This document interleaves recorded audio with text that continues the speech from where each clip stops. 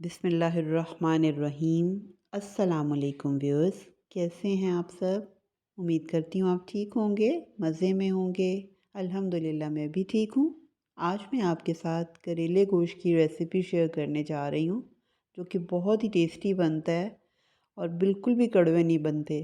अगर आप मेरे जो मैं आपको स्टेप्स बता रही हूँ इसी तरह बनाएंगी तो आपके करेले बहुत अच्छे बनेंगे, बिल्कुल कड़वे नहीं होंगे। मैंने करेलों को धो के काट ली है और इसमें 2 किलो मेरे पास करेले थे, जिसमें मैंने तीन इस तरह के 3 या 4 चम्मच मैंने लगा के उसको धूप में 2 घंटे के लिए छोड़ दिया था। और उसके बाद जब मैंने अंदर ला के फिर उसको अच्छी तरह से उसका नमक जो लगा हुए थे करेले थे उनका पानी निचोड़ निचोड़ के निकाल दिया था। ये सबसे बड़ा प्रोसेस है इसका करेलों के करेलों के लिए ना। अगर हम ये वाला पानी निकालने वाला प्रोसेस अच्छा कर लेते हैं तो फिर बिल्कुल हमारे करेले कड़वे नहीं बनते। फिर धो लिया मैंने उनको अच्छे से और सुखा के अब मैंने फ्राइंग उसकी स्टार्ट कर दी है। ऑयल डाला है और वैसे जैसे फ्राई करते हैं, मेरे पास ज़्यादा हैं तो मैं 2 बैचेस में इसको करूँगी। जितना कलर आपने रखना है, ब्राउन लाइट ब्राउन रखना है या डार्क ब्राउन, ये आपके ऊपर है। कई लोग ज़्यादा लाइट सा करते हैं कि वो नरम रहते हैं, कई ब्राउन डार्क करते हैं। मैं खुद ज़्यादा ब्राउन डार्क ही पसंद करती हूँ, पर मैंने लाइट भी थोड़े से रखे हैं कि आपको जो फ्लेवर आपको जिस तरह के पसंद है आप वो कर लें। इस कंडीशन में हाँ जी, ये अब हमारे ये प्रोसेस अगर आप करेलों का जो है ना ये अच्छे से डन कर लेते हैं तो बिल्कुल आपके करेले परफेक्ट बनेंगे। चलिए चलते हैं अब दूसरे स्टेप पे। चिकन हमने तैयार करना है। आप चाहे मटन ले लें या बीफ ले लें, मैं चिकन ही ले रही हूँ। 1/2 kg है। एक प्याज है, टमाटो 3 टमाटरों की मैंने पेस्ट बना ली है, लहसुन अदरक है और बाकी नमक मिर्च हल्दी सूखा धनिया जो सारे मसाले। मैंने कढ़ाई में 4 टेबल स्पून ये ऑयल डाला है। आप इससे ज़्यादा डालना चाहते हैं तो आप ज़्यादा डाल लें। मैं तो इतना ही डाल रही हूँ। अगर आपको ज़्यादा क्वांटिटी चाहिए तो वो आपके ऊपर डिपेंड करता है। नमक मिर्च या ऑयल ये हर एक का अपना होता है घर का सिस्टम, कि कोई ज़्यादा खाता है कम खाता है, वो उसके हिसाब से इंसान एडजस्ट कर लेता है। ये चिकन हमने तैयार कर डाला है। एक अनियन मैंने डाला है। उसको मैंने ज़्यादा ब्राउन नहीं करना, लाइट लाइट सा ब्राउन होगा तो जिंजर गार्लिक पेस्ट डाल लेनी, जैसे आम सालन तैयार करते हैं उसी तरह ही मैंने करना है। इसका बस जल्दी जल्दी से डन करना है क्योंकि इसको हमने करेलों का भी जो एक करना है प्रोसेस, तो इसलिए इसका जो है सालन जो है हम जल्दी से ऐसे ही जल्दी तैयार कर लेंगे। इसीलिए मैंने इसकी टमाटरों को ग्राइंड करके पेस्ट बना लिए। 3 टमाटर थे उनको ग्राइंड किया हुआ था। प्याज लहसुन अदरक हो गया, टमाटर भी डल गए। अब वो जो मसाले हैं हमारे, नमक मिर्च अम, हल्दी और सूखा धनिया कलवंजी वगैरह वो सब कुछ डाल के अच्छे से उसको मैं मिक्स कर लूँगी मसाले में, ताकि वो एक जैसे हो जाएं सब ना।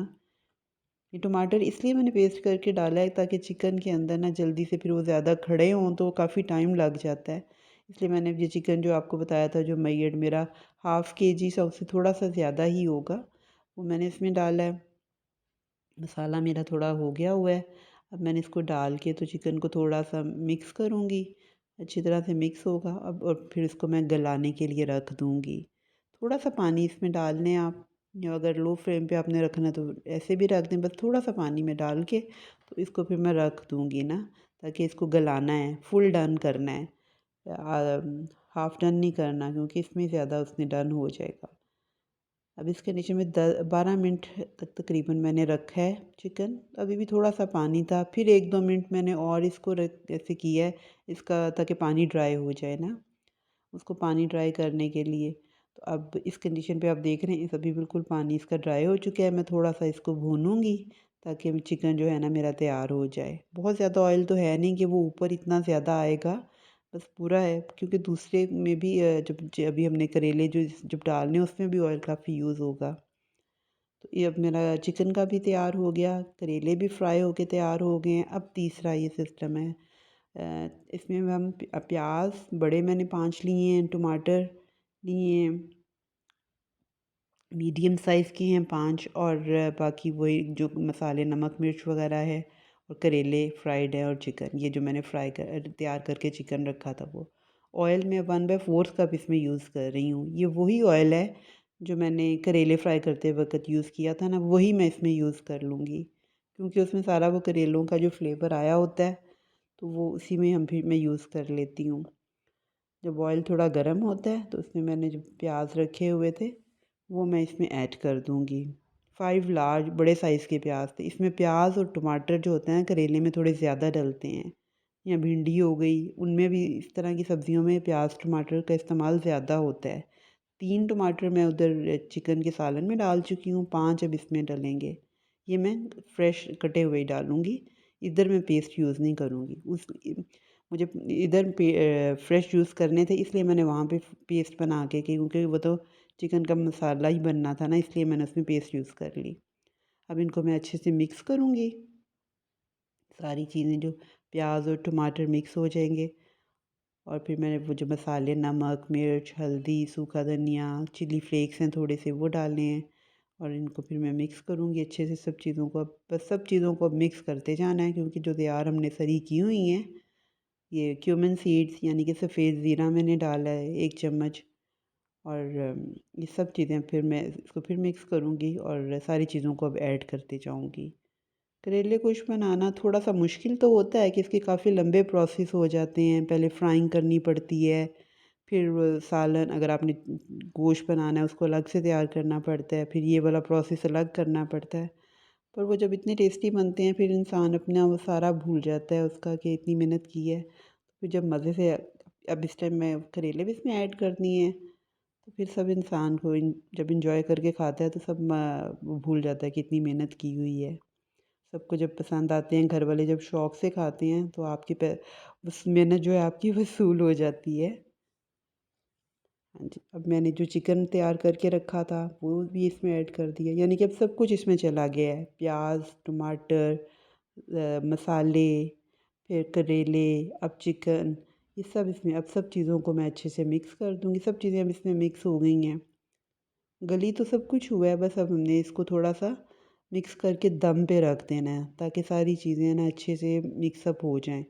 और वो जिन चीज़ों का जैसे प्याज टमाटर वगैरह हर चीज़ जो है अच्छे से सॉफ्ट भी हो जाए। करेले डाले थे, फ्राइड थे वो, पर फिर भी वो भी थोड़े सॉफ्ट हो जाएंगे ये प्रोसेस करने से ना। तो ये आप दम पे जैसे चावल नहीं रखते, मैं इधर दम पे रख देती हूँ। और इसको अगर स्पीड फिर मैं लो कर देती हूँ, ताकि वो फिर उस पे दम पे रहें थोड़ी देर, तो वो फिर अच्छे बिल्कुल डन हो जाते हैं ना, सही हो जाते हैं।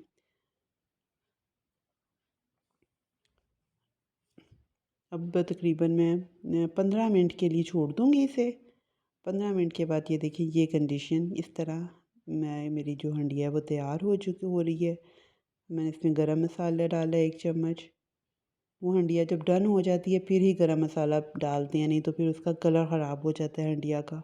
फिर एंड पे हरा धनिया मैं डाल के उसको गार्निश कर दूँगी। थोड़ा जब मैं वो एंड पे रखूँगी तो उसमें डाल दूँगी धनिया। बस अब मेरी हंडिया तकरीबन तैयार है। बहुत मज़े की ये बनती है, आप भी ज़रूर बनाएं और अपनी फैमिली के साथ इंजॉय करें, सबको बना के खिलाएं। अगर आपके ये रेसिपी अच्छी बनी तो आप मुझे भी ज़रूर बताएं। और मेरे यूनिक ऐसे किचन को सब्सक्राइब करिए और मुझे सपोर्ट करें। अल्लाह आपको अपनी हिफ्ज़-ओ-अमान में रखे, मुझे भी अपनी दुआओं में याद रखें। अल्लाह हाफ़िज़।